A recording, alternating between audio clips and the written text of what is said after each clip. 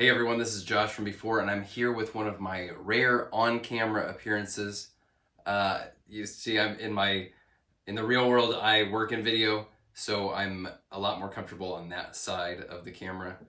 So this is very uncomfortable for me, and I didn't start this channel to be the guy with the channel. I started this to justify buying more toys. But here we are, and whether I like it or not, I am the guy with the channel, and the channel is growing. We just hit 1,500 subscribers, and customarily I've been doing some sort of special video every 500 subscribers. So what I'm going to be doing is an updated shelf tour, which I think enough has changed since the last one that it'll be worth looking at again, and I've added new things, so we'll go through that. And then the other part of that is going to be, I'm going to show you my setup here, but I'm also going to point the camera that way and let you see the other side of it, because if you don't have to even be a huge collector to know that, like, for every one guy on the shelf, you have at least a box and some accessories that aren't being used. So the question of what to do, what is to become of all that extra crap, I'll just show you kind of the solutions or non-solutions that I've come up with for myself. And as I mentioned, the channel is growing, so I want to start kind of branching out and doing more things sort of outside the existing scope of what the videos I've been doing. If you notice, when I can, I do those sort of breaking news ones, and clearly those are very low effort on my end. And I would like to do some more ambitious types of videos that, like I said, expand the scope of what is existing right now. And I'm open to, so I want to do some live videos. There are aspects of the YouTube platform that I know well enough, and there are other aspects that I haven't even touched or even looked at. So I need, the growth, we might experience growing pains on my side and yours as well, as we kind of play around with different formats for content. And theoretically, the sky's kind of the limit on as far as like what people end up watching, what they end up liking. Toys aren't my whole life. I like all kinds of stuff. We can branch out into movies or comics or any other kind of nerdy stuff that you guys are interested in and want to hear me yap about. So by all means, let me know what you like and what you're interested in. And thank you to everyone that has been watching and subscribing, and thank you to all the people that have been commenting from the get-go. Vartan, Kevin, Johnny Boy, Scotty, Dial, Mango Man, of course, Bones, and many, many others. Thank you all for participating. It's fun to talk to you guys about this kind of stuff.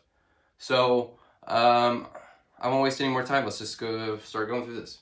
So here is a sense of what this display looks like from the doorway of the room. Kind of take it all in here. I'll start over with this shelf. That is a 3A Metal Gear Rex. That is the smaller version that they released. I have the bigger version, but truthfully, I've never had a situation where I could display that the way I wanted to and have it be worth the sheer real estate that it takes up to display that thing. So this, even though it's kind of the less impressive, this is my preferred version, and this thing is just so badass. I'm a big Metal Gear fan, and I have a decent number of Metal Gear import figures. I was kind of on that kick for a little while, a few years back. And then just recently, obviously, I've come back around to McFarlane. Here's a Spawn shelf with Kickstarter Spawn and Violator Clown and Gunslinger from the new Spawn line. And then those classic Sam and Twitch and that plaque from the Kickstarter Spawn. I've got the modern Spawn here. I just prefer that the big boot, the asymmetrical design, and the shoelace face. That's just my preferred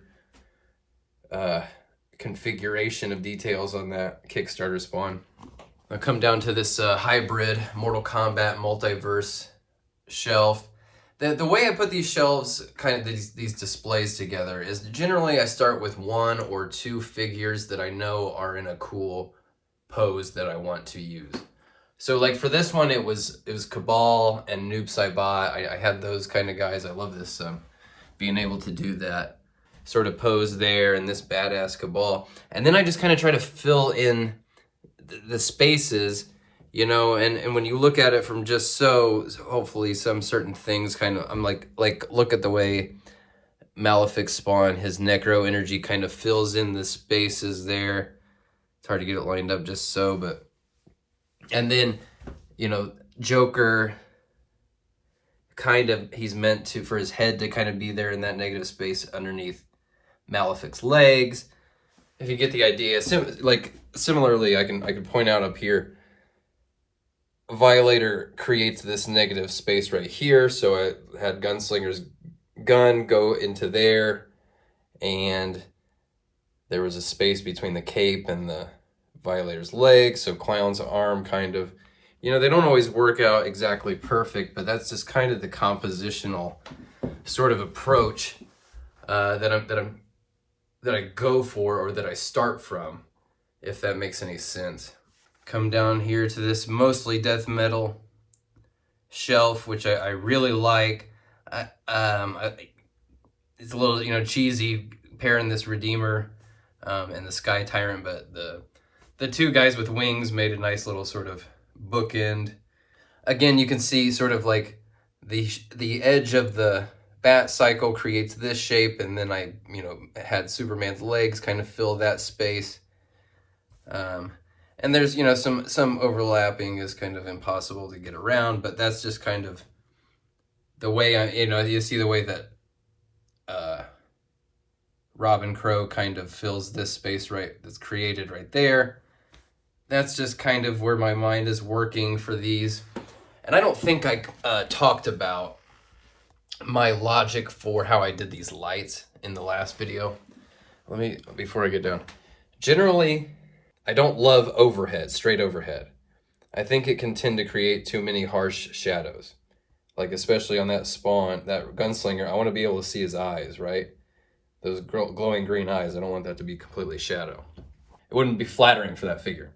So while I did use overhead on the tops of both of these to get the most potential sort of light, all the subsequent ones are on the side. And my idea there is that this side lighting now is hitting these guys from this direction, both sides, from there and there. So it's filling the space out a little bit more than direct overhead. But not just that, but then now this light source is going both ways. So I get a little bit of fill for the shelf above as well. That's kind of the logic that I went with. Whether or not it's perfect, I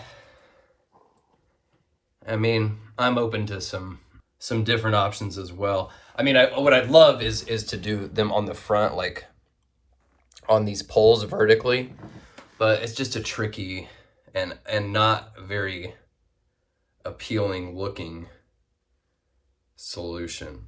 I just think it would be kind of ugly to have those lights strung up in the front and more visible. But the truth is, they're visible from the outside, you know, on either side.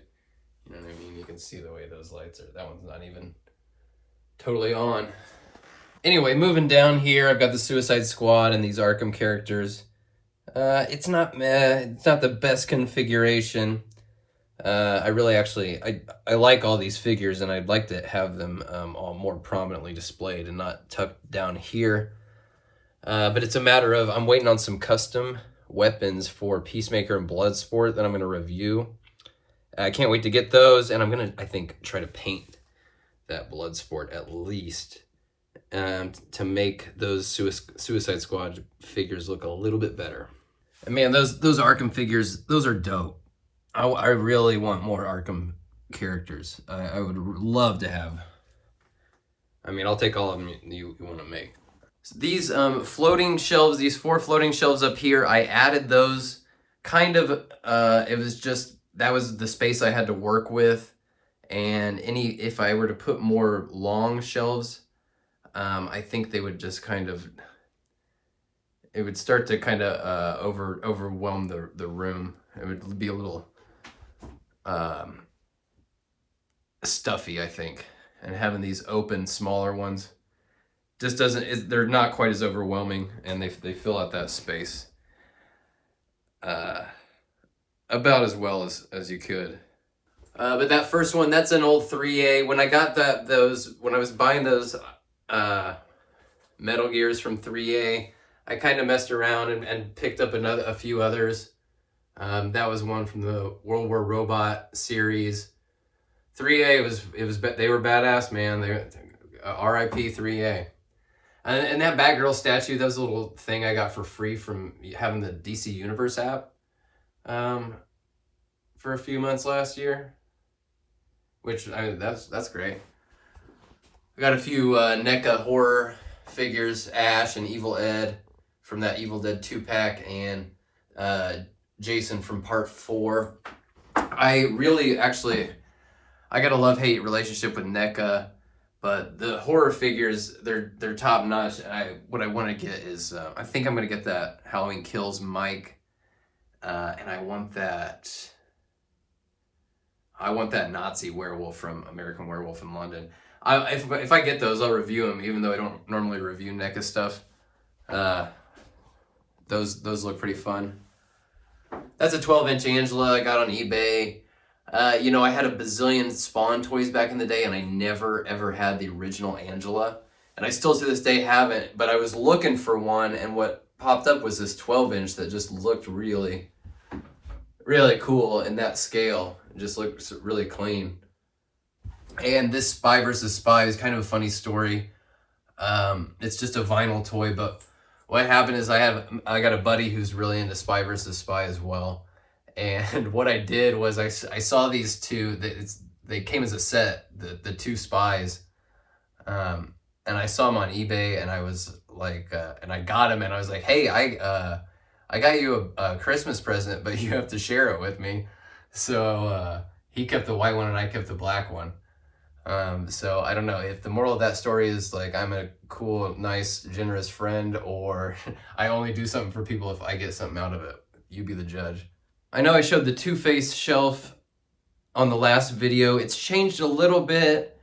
This shelf is always kind of a tricky one for me because truthfully I actually have a lot more and a lot cooler Two-Face stuff in some cases. But just this big shelf like that, the non-uniform shape and size of all the little pieces of my Two-Face collection makes it difficult to dress that shelf without it just being like overwhelming and just looking too cluttered and too chaotic for my taste. So I'm kind of always fussing over it and never quite getting it the way I want it to. But I mean, that's kind of the way it is when you have any collection space. It's always in flux. It's always a work in progress. I got this big empty space right here, and what I want for it is a neon Batman sign, honestly. But that's a big empty space. Obviously, I know I had those the Gauntlet and the droids last time, but I don't know if I mentioned, if you go to Galaxy's Edge, the lightsaber thing, if you absolutely have to, but the better value and the more fun experience is building the droids. The lightsaber thing's cool and all, but it's rushed and it's kind of cheesy, and the price is not worth it. And you get a little bit of playability out of the lightsabers, but mostly they just look nice. These droids they cost half as much. They're twice as much fun. Anyway, that's my take on the matter. Galaxy's Edge, the Droid Workshop. That's the better money spent. This Toy Biz Batcave I opened when I hit 1,000 subscribers. Didn't get a ton of views. Not that I'm butthurt about it. I just the lesson maybe is just that the vintage stuff doesn't really appeal to many people. I don't know. I still think this thing is one of my favorite things in here. And it really, for me, like ties the whole room together. But I've just been over the moon about that thing since I got it. I know I mentioned this cabinet thing last time. This was an old TV that had the big like TV in the middle and speakers on the outside. So I gutted all the electrical components and just threw upholstery on it. I need to restain this. Which isn't a huge thing, but I just gotta, I'll have to sand it and stuff. That'll be annoying and make a mess. But the thing I know that I didn't show off on that last video is this had a radio in it on either side, so I just took that stuff out and I use this as storage. Like there's some Metal Gear figures, that's like paint and crap, and a dust buster that is charging. So that's my creative storage solution. And I that part was meant to be a cat bed, but they never use it, so I just throw extra crap in that. 66 Batmobiles up there just because I don't have a real permanent place for it yet. All the same with there, that's one of the bases from those 2 packs. Just don't have a spot for it yet. This is my favorite looking shelf on this cabinet, but I'll be honest, like I wish I need to get Darkfather kind of a little more elevated, and ditto for Azrael. I would like him to get a little bit higher and have a little bit more separation. It's just those acrylic risers, they're not cheap, man. And they go fast. They go fast. You end up using them. Like I've ordered a set of those like a dozen times and I'm still coming up short. Moving down, here's another one where it's just maybe a little cramped, or not, maybe not cramped, but not quite taking advantage of the space as well. Like I'd like to get that Arkham Bat like up on one little riser just to fill out that negative space a little bit. Bane, there's this big empty space above him, so I'd like to be, you know, it just the way it is, you know, you start with one maybe over here and you get this one just the way you like it, or this one just the way you like it, and then well you're left with a bunch of other figures that don't quite work as well as those did. And it would happen the other direction if I started here and tried to make this perfect. The ones over there suffer, etc. You get the idea. Yeah, another, you know, doesn't look terrible. It's just, I would like it to be a little bit more ambitious. But all these figures are rad. I'm not complaining. I'm just talking through the process. And then this Dark Knight's shelf is pretty badass. I've just had these characters for so much longer than any of the other ones that I've moved them down to this dark, dreary bottom shelf. I need to get Merciless needs to get up a little bit on the level. I think he's disappearing a little bit back there. So now that you have seen this whole side of the room, let's go see what's over here. Not nearly as cool. If you're like me and space is a real concern, the folding table is where it's at. I get a lot of use out of this folding table, and then when I'm done with it, obviously I just fold it up and tuck it away somewhere and it's not taking up the space. And I use this to shoot videos. I use it to make customs. Obviously here's hot glue and crap, whatever I've been futzing with. I mentioned earlier that toys aren't my whole life. Well, here's something. I've been brushing up on my art skills because I want to create some comic books. So I'll show you a work in progress here.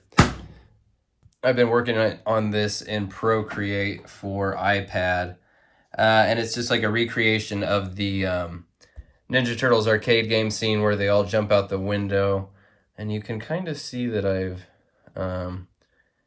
started playing around with like adding highlights and lighting to some of the parts to kind of make it pop more.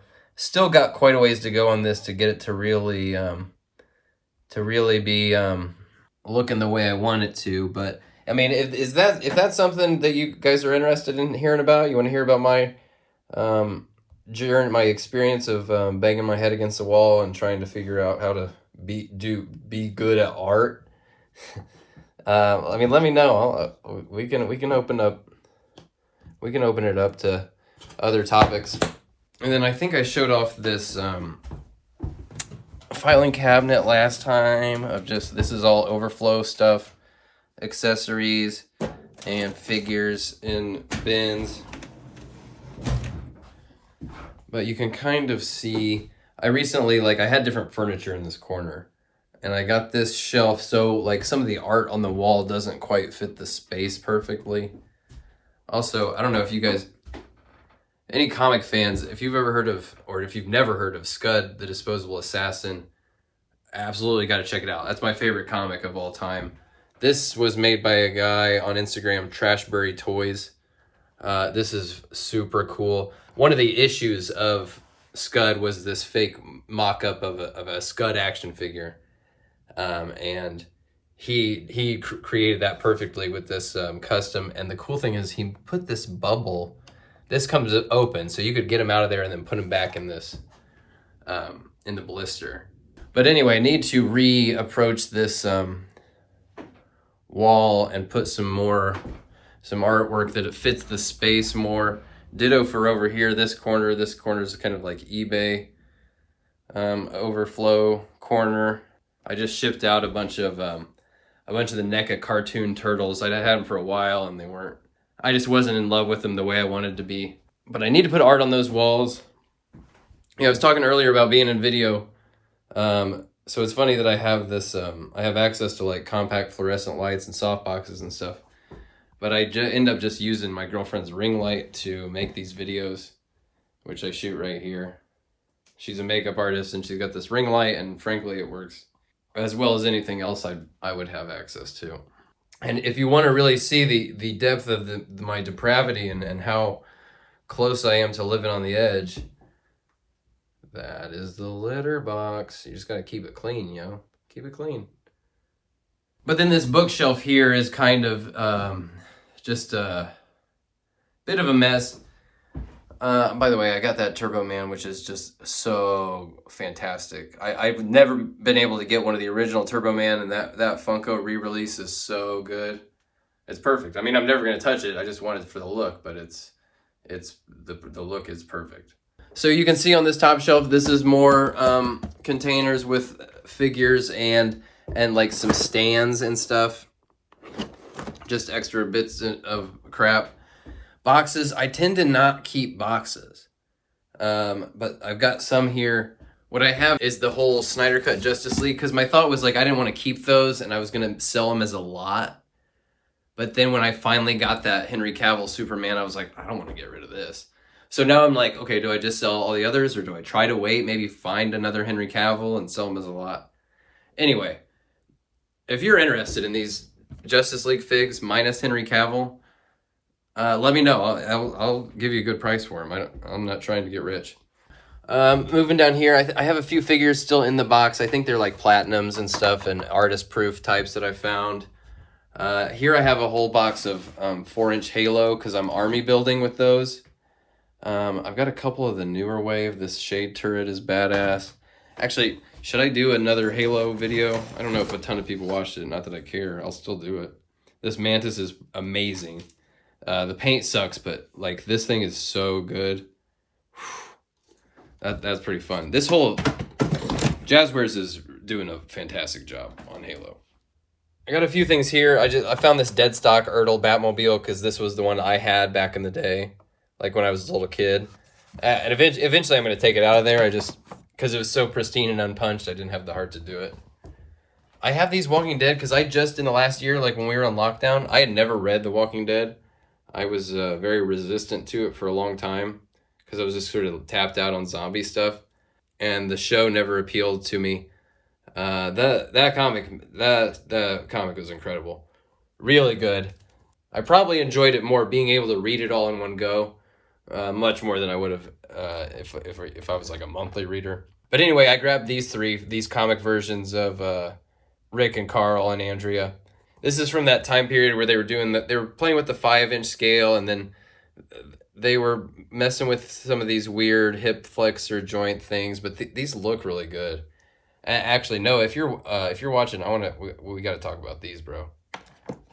And then here's just some extra junk and some comics in there, some more comics down here. But this thing, I'm dying to repaint this and put it up on as a backdrop for one of those shelves. This has so many cool details, and with some real good paint, that would really bring them out. This would look so badass with these McFarlane DC figures. Anyway, there you go, guys. That is the whole room, minus the closet. We don't need to look in there. It's not that dirty, but it's not that interesting either. Yeah, thanks for watching again, and until next time, I'll be keeping this litter box clean.